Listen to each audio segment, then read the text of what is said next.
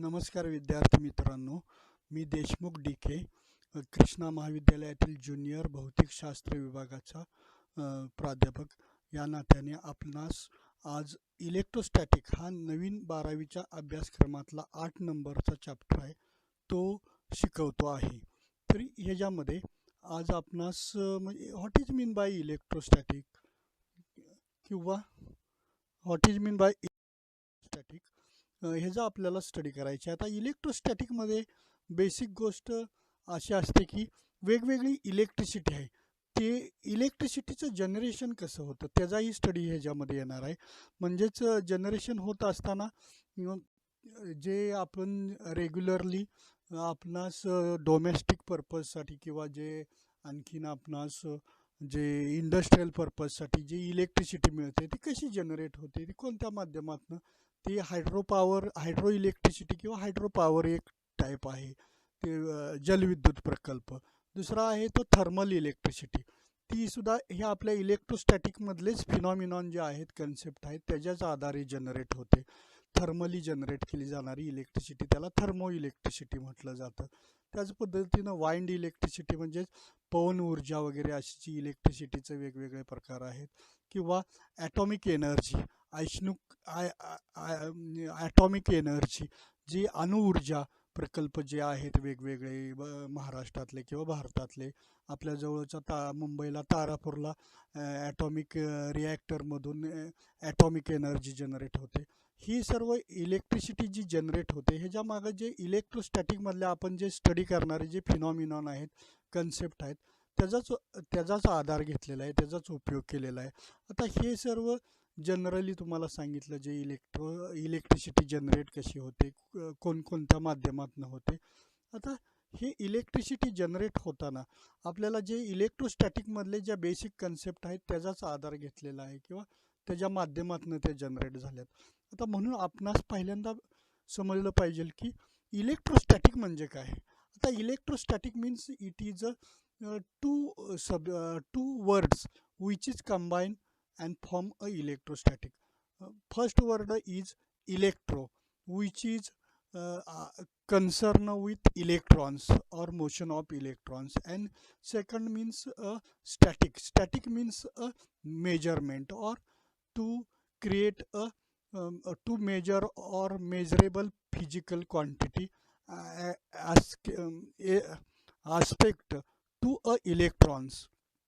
So इलेक्ट्रोस्टॅटिकचं ह्या पद्धतीनं आपण दोन शब्दामध्ये विभाजन केलं आणि त्याच्या माध्यमातून त्या दोन्ही शब्दांचं थोडक्यात मिनिंग समजून आपण इलेक्ट्रोस्टॅटिकच्या डेफिनेशन कशा पद्धतीनं वेगवेगळ्या तयार झाल्यात त्याचा आपण स्टडी करणार आहे. आता पहिल्यांदा electrostatic is the study of interaction between stationary electrically charged particles.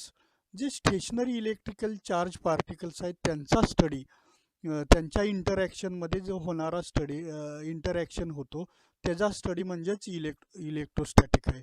आता दुसरी डेफिनेशन म्हणजेच काय, electrostatic is the branch of physics which deals with the study of rest charge particles.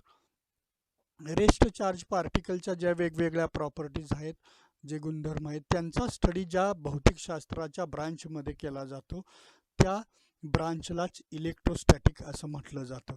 त्यानंतर नेक्स्ट डेफिनेशन म्हणजेच electrostatic law deals with the attractive and repelling forces that exist between positive and negative charge particles or electric charges. आता negative charges आणि positive charges मधलं repelling or अट्रॅक्शनच्या माध्यमातून जे forces create होतात आणि त्यांच्यामधून जे ब्रांचेस तयार झाली, त्यांच्यामधून जी ब्रांचेस तयार झाली त्यालाच आपण इलेक्ट्रोस्टॅटिक म्हणतो. त्यानंतर बघा, आता इलेक्ट्रोस्टॅटिकच्या ह्या आपण आत्तापर्यंत डेफिनेशन बघितल्या. आता इलेक्ट्रोस्टॅटिकच्या डेफिनेशनमध्येच आता दोन चार्ज पार्टिकलचे टाईप आहेत हे आपणास समजलेलं आहे. त्याच्यातला एक पॉझिटिव्ह चार्ज पार्टिकल्स आणि दुसरा निगेटिव्ह चार्ज पार्टिकल्स. आता हे आपण डायग्रॅमच्या साहाय्यानं सुद्धा इथं दाखवलेलं आहे. पॉझिटिव्ह चार्ज पार्टिकल्स आणि निगेटिव्ह चार्ज पार्टिकल्स हे दोन असतात ते. आता ह्याच्यामध्ये पॉझिटिव्ह चार्ज पार्टिकल्स म्हणजे ॲटममध्ये कन्सिडर करत असताना पॉझिटिव्ह चार्ज पार्टिकल्स म्हणलं की कोण, प्रोटॉन आला, आणि निगेटिव्ह चार्ज पार्टिकल्स म्हणलं की इलेक्ट्रॉन्स आले. म्हणजे आता हे ॲटममध्ये इलेक्ट्रोस्टॅटिक फोर्स प्रोटॉनमध्ये आणि इलेक्ट्रॉन्समध्ये जो क्रिएट होतो तो सुद्धा एक इलेक्ट्रोस्टॅटिक फोर्सच आहे. आता ह्याच पद्धतीनं वेगवेगळे चार्ज पार्टिकल्स असतात. काही इलेमेंट पॉझिटिव्ह असतात, काही इलेमेंट निगेटिव्ह असतात. ह्याच्यामध्येही force of attraction or repulsion create होतं. आता त्यानंतर नेक्स्ट पॉईंट बघा, फ्रिक्शनल इलेक्ट्रिसिटी. आता आपणास जर इलेक्ट्रोस्टॅटिकचा चा पूर्ण डिटेल स्टडी करायचा असेल 12वीचा, तर त्याच्यासाठी 11वीतला सुद्धा इलेक्ट्रोस्टॅटिक चॅप्टर होता. 11वीतल्या इलेक्ट्रोस्टॅटिक चॅप्टरमधल्या काही बेसिक कन्सेप्ट आपणास पहिल्यांदा अंडरस्टँडिंग झाल्या पाहिजेत, असल्या पाहिजेत. त्या झाल्याशिवाय 12वीचे जे पॉईंट आहेत इलेक्ट्रोस्टॅटिक चॅप्टरमधले नवीन सिलेबसचे, ते आपणास व्यवस्थित अंडरस्टँडिंग होणार नाहीत. त्याच्यासाठी आपणास सुरुवातीला 11वीच्या इलेक्ट्रोस्टॅटिक चॅप्टरमधल्या महत्त्वाच्या पॉईंटची किंवा महत्त्वाच्या कन्सेप्टची कन्सेप्टचं अंडरस्टँडिंग होणं गरजेचं आहे. त्याच्यामधला पहिला कोणता, तर frictional electricity. What is mean bye frictional electricity? आता ह्याचा शोध पहिल्यांदा बेंजामिन फ्रँकलिन ह्या सायंटिस्टनं लावला. त्यांनी काय, आकाशातली जी लाइटनिंग म्हणजेच थंडरस्ट्रोममधून जी लाइटनिंगच्या माध्यमातून जी वीज तयार होते त्याच्या आधारे पहिल्यांदा फ्रिक्शनल इलेक्ट्रिसिटीचा इव्हिडन्स त्यांनी शोधला, सायंटिस्ट बेंजामिन फ्रँकलिननी. आता ह्याच्यामधून जी इलेक्ट्रिसिटी होते त्याचबरोबर glass rod rub on silk cloth and ebonite rub on fur or woollen cloth, आणि त्याच्यामधून ही एक ग्लास रॉड पॉझिटिव्ह टर्मिनल म्हणून वर्क होतो आणि एबोनाइट रॉड निगेटिव्ह टर्मिनल म्हणून वर्क होतो, आणि हे दोन रॉड एकमेकाच्या कॉन्टॅक्टमध्ये आणले तर तिथं फोर्स ऑफ अट्रॅक्शन क्रिएट होतो. आणि हा प्रॅक्टिकली लॅबोरेटरीमध्ये फ्रिक्शनल इलेक्ट्रिसिटीचा झालेला पहिला शोध आहे. आता ह्याच्यामध्ये फ्रिक्शनल इलेक्ट्रिसिटीचं मिनिंग आणि डेफिनेशन काय आहे तर ती समजून घेण्याची गरज आहे आपणास. पहिल्यांदा, electricity is the transfer of charge from one body to other when transfer takes place due to the cause of friction by rubbing or by any other method is known as frictional electricity. आता ही जी अगोदर मी Benjamin फ्रँकलिनच्या इन्व्हेंटेशनमध्ये म्हणा किंवा त्यांनी शोध लावले त्याच्यामधले जे सांगितलेले फ्रिक्शनल इलेक्ट्रिसिटीची होती तीच म्हणजे शास्त्रोक्त पद्धतीनं सायंटिफिकली मांडलेली डेफिनेशन आहे. त्यानंतर कुलोम्स लॉ हा एक खूप महत्त्वाचा, ज्या वेळेला आपणास इलेक्ट्रोस्टॅटिक चॅप्टरचा स्टडी करायचा आहे, मग 11वीत असू द्या, 12वीत असू द्या किंवा हायर एज्युकेशनमध्ये असू द्या, त्यावेळेला कुलोम्स लॉ हा बेस आहे इलेक्ट्रोस्टॅटिकमधला. आता ह्या कुलोम्स लॉमध्ये कुलोम्ब ह्या सायंटिस्टनं ह्याचा शोध लावला लॉचा. काय तर फोर्स ऑफ अट्रॅक्शन क्रिएट होतं किंवा फोर्स ऑफ रिपल्शन क्रिएट होतं कुठं तर 2 पॉईंट चार्जमध्ये, मग ते लाईक चार्जेस असतील किंवा अनलाईक चार्जेस असतील. आता लाईक चार्जेस असतील म्हणजेच पॉझिटिव्ह चार्जेस किंवा निगेटिव्ह चार्जेस, त्यावेळेला फोर्स ऑफ रिपल्शन क्रिएट होतं. आणि ज्यावेळेला अनलाईक चार्जेस असतील म्हणजेच first positive charge second negative charge किंवा first negative charge second positive charge म्हणजेच अनलाईक चार्जेस असतील, त्यावेळेला फोर्स ऑफ अट्रॅक्शन क्रिएट होतं. मग आता हे फोर्स ऑफ अट्रॅक्शन आणि फोर्स ऑफ रिपल्शन जे क्रिएट होते त्यांच्या मॅग्निट्यूड संदर्भात जे कुलोम्स ह्या सायंटिस्टने जे स्टेटमेंट मांडलेलं आहे, सांगितलेलं आहे, तेच आता मी तुम्हाला सांगतो बघा. The magnitude of electrostatic force of attraction or repulsion between 2 point charges is directly proportional to the product of magnitudes of both charges and inversely proportional to the square of distance between them. The force is along the straight line joining them. आता ह्याच्या संदर्भात आपणास एक इथं diagram सुद्धा दाखवलेली आहे. म्हणजेच लाईक चार्जेस असतील पॉझिटिव्ह पॉझिटिव्ह, तर त्यावेळेला काय होतं, फोर्स ऑफ रिपल्शन क्रिएट होतं. म्हणजेच ते दोन चार्ज एकमेकापासून दूर जातात. आणि जरी दोन्हीही निगेटिव्ह निगेटिव्ह चार्जेस असतील, तेही काय लाईकच चार्जेस झाले, तर ते सुद्धा निगेटिव्ह निगेटिव्ह रिपेल होतात, दोन्ही एकमेकापासून बाजूला जातात. आणि अनलाईक चार्जेस असतील, जर एक पॉझिटिव्ह असेल दुसरा निगेटिव्ह, किंवा पहिला निगेटिव्ह दुसरा पॉझिटिव्ह, म्हणजेच अनलाईक चार्जेस असतील, तर त्या ठिकाणी फोर्स ऑफ अट्रॅक्शन होतं. हे डायग्रॅमच्या सहाय्यानं दाखवलेलं आहे आपणास. mathematical formula of Coulomb's law is Fe equal to Ke into Q1 into Q2 upon R square, where Fe means a electrostatic force of attraction or repulsion.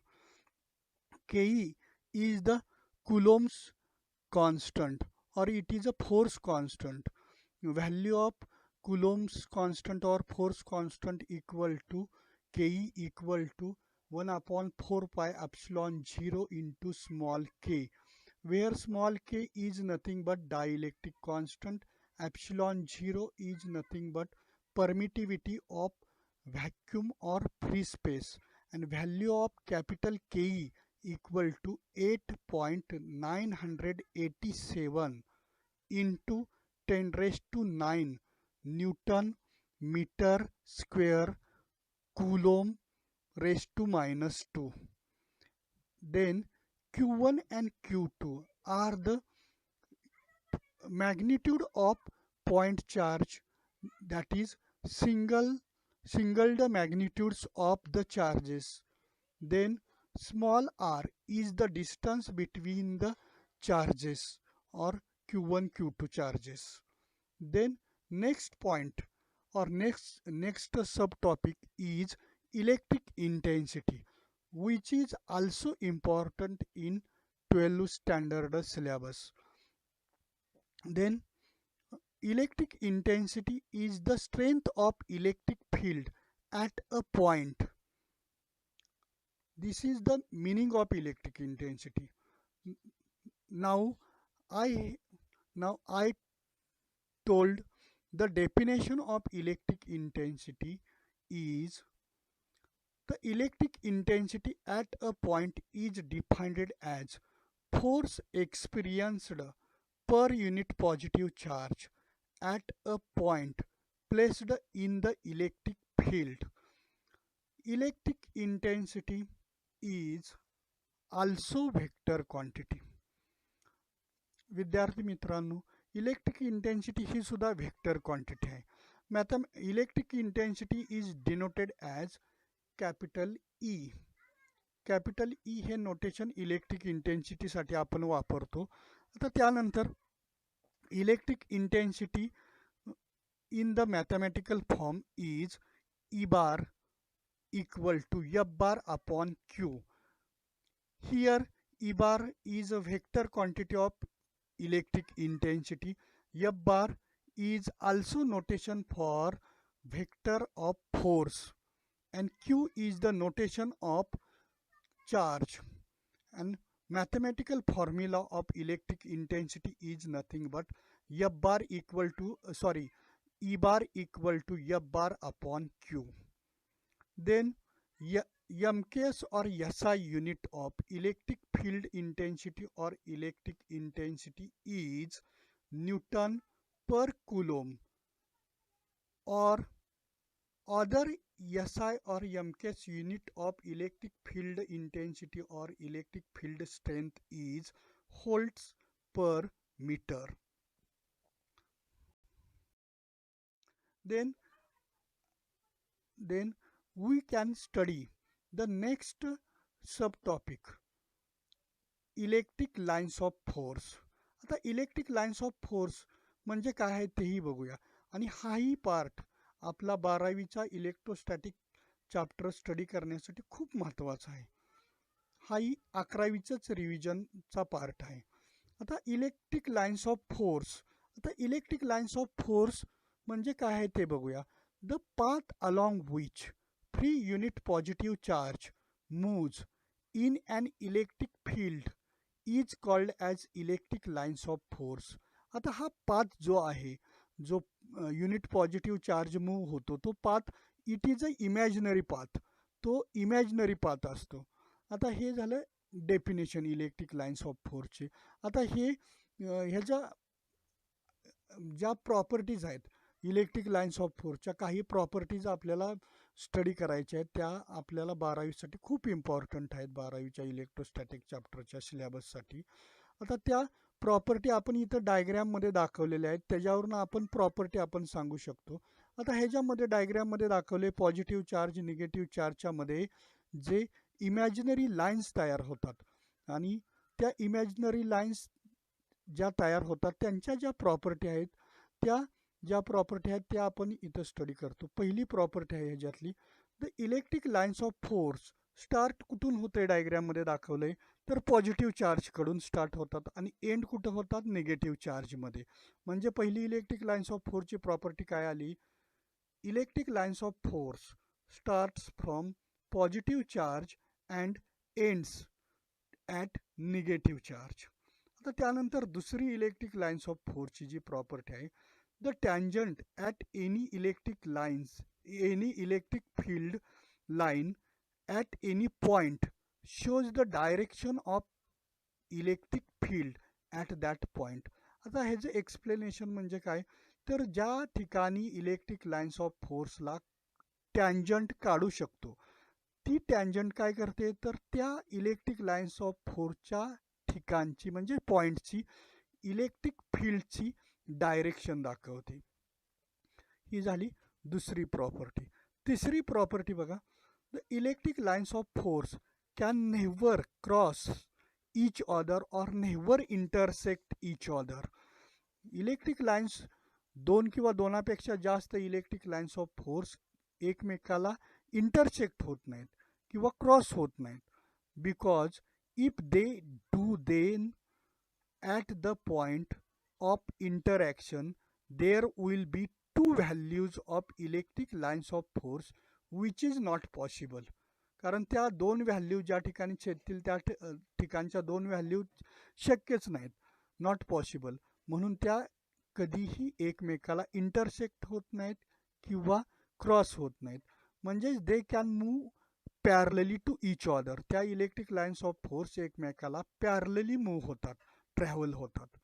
त्यानंतर नेक्स्ट इलेक्ट्रिक लाईन्स ऑफ फोर्सची property, electric lines of force are closer where the electric field is stronger and they are widely separated where the electric field is weaker.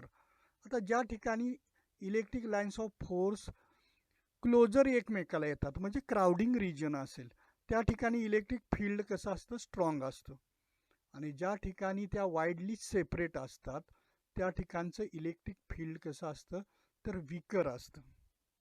त्यानंतर next electric lines of फोर्सची property, electric lines of force cannot pass through a conductor, so the interior of the conductor is free from the influence of electric field. आता कंडक्टरचा interior region असेल, part असेल, तो free असतो. कुणापासून, तर electric फील्डपासून free असतो. त्यामुळे त्या ठिकाणाहून electric lines of force pass होऊ शकत नाहीत. परंतु जो इन्सुलेटर पार्ट असेल तो नेक्स्ट प्रॉपर्टीमध्ये सांगितला आहे, जो इन्सुलेटर पार्ट असेल त्याच्यातून electric lines of force easily pass होऊ शकतात. म्हणजेच ती प्रॉपर्टी अशा पद्धतीनं सांगता येईल, electric lines of force can easily pass through insulator.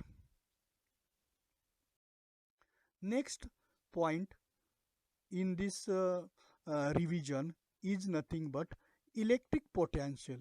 आता हा इलेक्ट्रिक पोटॅन्शियलचा सुद्धा पार्ट 12वीच्या इलेक्ट्रोस्टॅटिक चॅप्टरचे जे सब टॉपिक असणार आहेत, पॉईंट असणार आहेत, त्याच्यासाठी खूप इम्पॉर्टंट आहे. आता इलेक्ट्रिक पोटॅन्शियल, ही इलेक्ट्रिक पोटॅन्शियल व्ही ह्या नोटेशननं डिनोट केली जाते, कॅपिटल व्ही. हे इंग्लिश लेटरनं डिनोट केली जाते. आता त्याची पहिल्यांदा आपण डेफिनेशन बघूया. Electric potential, electric potential is the amount of work done or energy required to move a unit positive charge from a reference point to a specific point inside the electric field.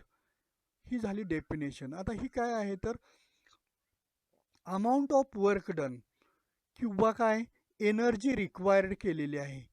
कशासाठी तर reference पॉईंटपासून specific पॉईंटपर्यंत unit positive charge move करण्यासाठी लागलेली energy किंवा त्यावेळेला केलेलं कार्य म्हणजेच काय आहे तर इलेक्ट्रिक पोटॅन्शियल.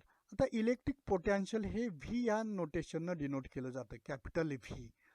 त्या आता ह्याच्यावरून फॉर्म्युला इलेक्ट्रिक पोटॅन्शियलचा काय येतो किंवा असू शकेल हे पाहूया. आता electric potential V equal to capital K into Q upon R. आता ह्याच्यामध्ये कॅपिटल के म्हणजे काय आहे तर it is a constant. Value of capital K is nothing but 1/4 pi ॲप्सिलॉन 0 into small के. त्यानंतर क्यू म्हणजेच पॉईंट चार्ज आहे. नंतर आर, आर हे डिस्टन्स आहे. कुठून तर रेफरन्स पॉईंट आणि स्पेसिफिक पॉईंट ह्याच्यामधलं डिस्टन्स स्मॉल आर आहे. आता एम के एस किंवा एस आय युनिट इलेक्ट्रिक पोटॅन्शियलचं होल्ट असतं. M K S or S I unit of electric potential is volt. आता according to above formula the electric potential at infinity डिस्टन्सवरती काय असेल तर value of electric potential at infinity distance equal to 0. Electric पोटॅन्शियलची infinity एवढ्या डिस्टन्सवरची value 0 असते. आता त्यानंतर नेक्स्ट पॉईंट आपल्याला स्टडी करायचे आहे तो म्हणजेच इलेक्ट्रिक डायपोल मुवमेंट. आता हा सुद्धा 12वीसाठी आपल्याला खूप इम्पॉर्टंट आहे आणि तो प्रिव्हियस इयर म्हणजेच 11वीच्या टेक्स्टबुकमध्ये तो आपण कव्हर केलेलाच होता, शिकलेलो होतो. आता तोच 12वीसाठी सुद्धा खूप इम्पॉर्टंट आहे, इलेक्ट्रिक डायपोल मुवमेंट. आता इलेक्ट्रिक डायपोल मुवमेंट हे पीनं डिनोट केलं जातं. इंग्लिश लेटर पी आहे त्यानं इलेक्ट्रिक डायपोल मुवमेंट डिनोट केलं जातं. आता इलेक्ट्रिक डायपोल मुवमेंट ही सुद्धा व्हेक्टर क्वांटिटी आहे. आता डेफिनेशन बघूया इलेक्ट्रिक डायपोल मुवमेंटची. It is a product of magnitude of positive charge and distance between positive and negative charges in electric dipole. आता electric डायपोलमध्ये जे पॉझिटिव्ह चार्जचं मॅग्निट्यूड म्हणजेच प्लस क्यू असतं ते magnitude into distance between positive and negative charges in electric dipole ते distance 2L असतं. हे दोन्हींचं मल्टिप्लिकेशन म्हणजेच काय P equal to 2Q into L. आता इथं क्यू म्हणजे काय magnitude of positive charge, L म्हणजे डिस्टन्स. आता क्यू आणि पॉझिटिव्ह चार्ज आणि निगेटिव्ह चार्जमधलं डिस्टन्स 2Lनं डिनोट केलं जातं. हे स्टँडर्ड आहे व्हॅल्यू. आता अशा पद्धतीनं आपण इलेक्ट्रिक डायपोल मुवमेंटचा स्टडी केला. आता इलेक्ट्रिक डायपोल मुवमेंटसुद्धा व्हेक्टर क्वांटिटी आहे.